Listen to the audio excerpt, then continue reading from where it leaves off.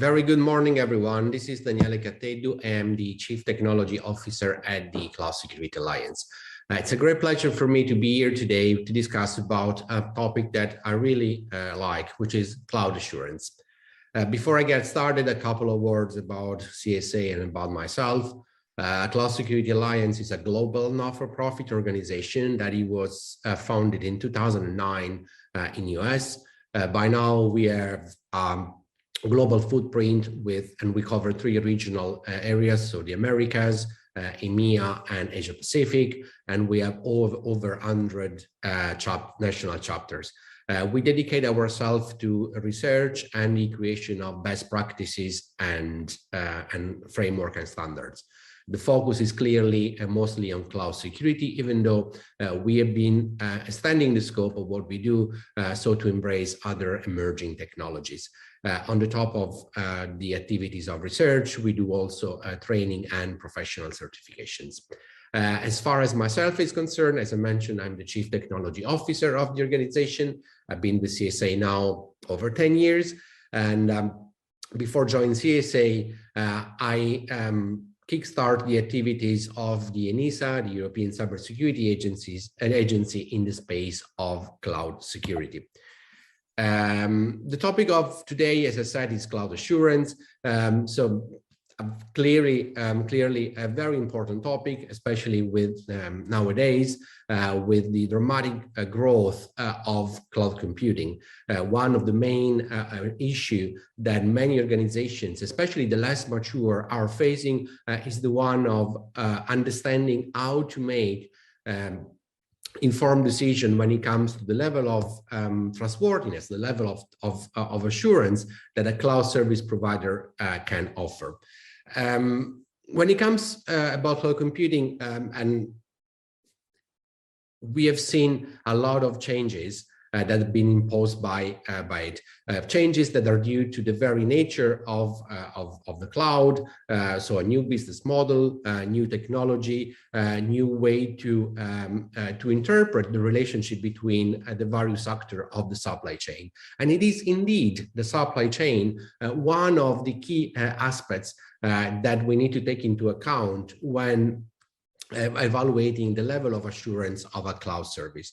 The supply chain is so important in cloud computing because it's what basically is happening behind the scene, is the interaction between all the various parties that compose the cloud stack, which is in many ways is a very simple and intuitive concept for many. So the idea of IT and IT from the top, computational power on demand, and so on and so forth.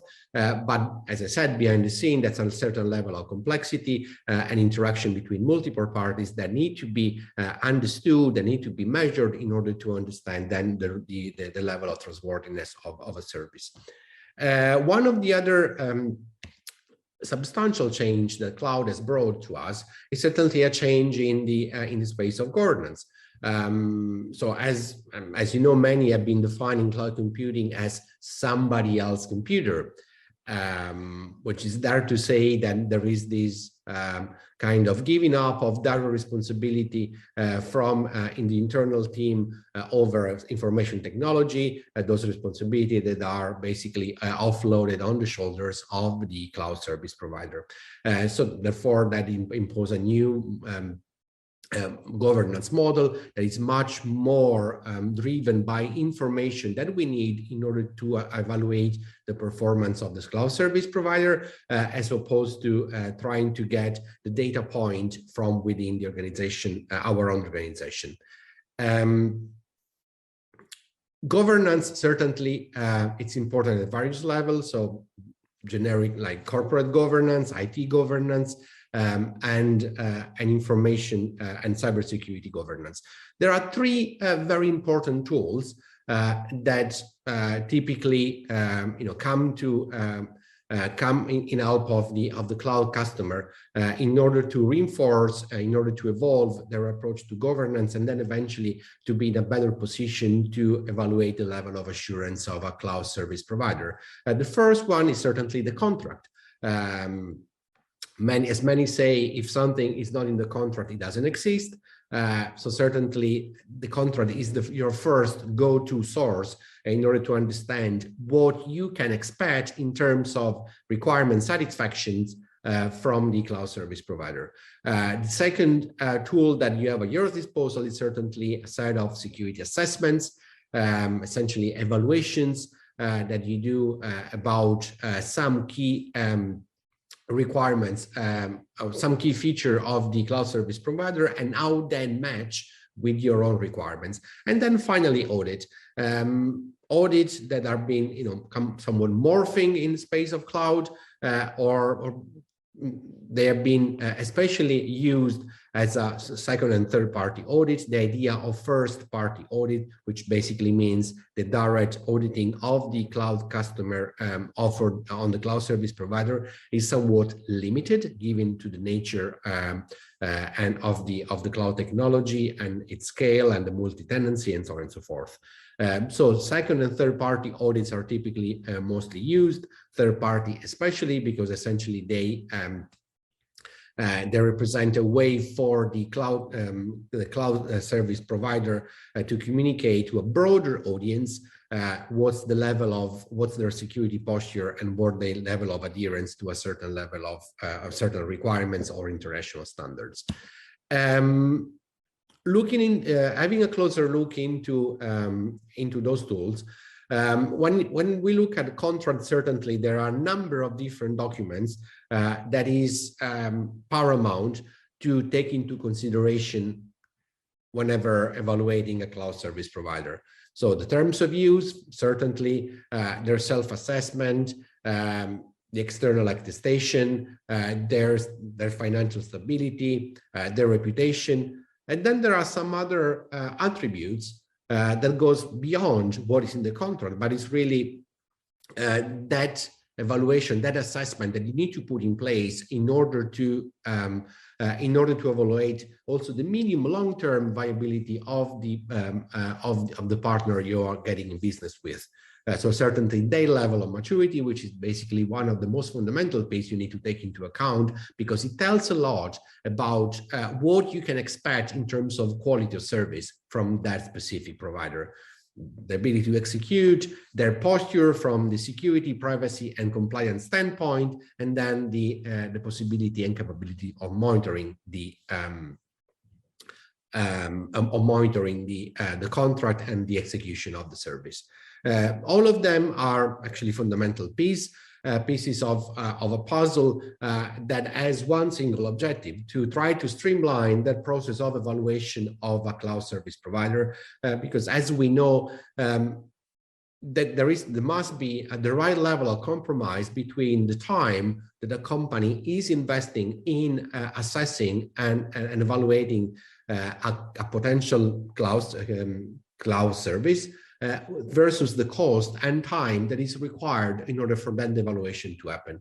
Very often, especially for more complex organization where the number of cloud services that is used is very large, we are in the order of thousands, especially when it comes to SaaS service, then at that point, it is very important to understand and to be able to have a very streamlined evaluation of that service in order not to sacrifice too many resources for that for the overall evaluation process.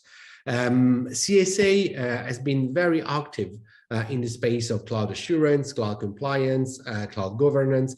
Back in 2011, I co-founded at CSA the STAR program, which is essentially an accountability, risk, and governance program, which purpose is really to support cloud customer in their journey into the cloud as a tool that can be used in order to evaluate and assess cloud services. Based on what I mentioned earlier on, the idea is to provide different level of assurance depending on the specific needs of a cloud service provider or customer. And that's why our program has been structured in 3 levels. So we start with a self-assessment, which is low to moderate level of assurance. So to move to a third-party certification, which is level 2, and then finally continuous auditing at level 3. The minimum common denominator across all the levels of the STAR program is the cloud control matrix.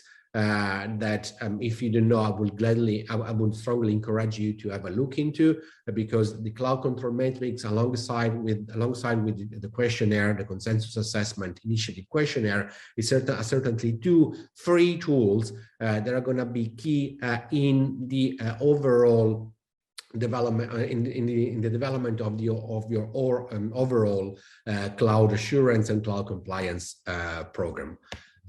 With that said, I would like to give you with a few helpful links and helpful resources.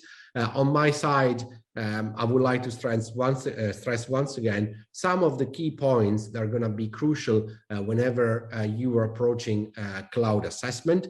And those are essentially the one of making sure that you are determining really the right level of assurance that each one of the specific service is going to demand.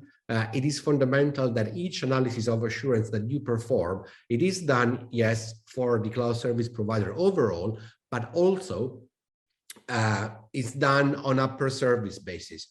Because what you're buying is not a cloud service provider, but it's a cloud service.